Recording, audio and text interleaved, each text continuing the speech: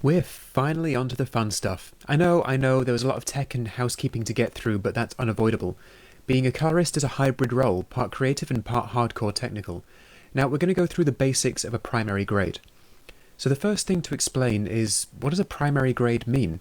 It's simple, really. A primary grade is an adjustment that is not specifically targeted at a certain region of the image, that is to say, it affects the whole image.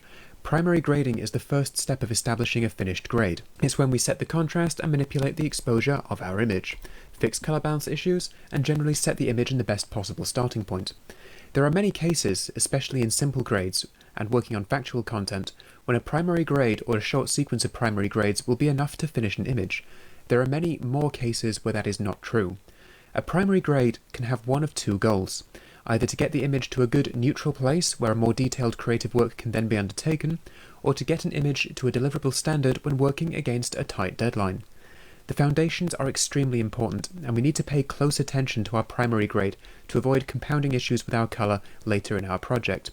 So we're going to go through all the tools we use in the primary grade and then go through matching a short sequence with those tools. When you're ready, click on through to the next lecture.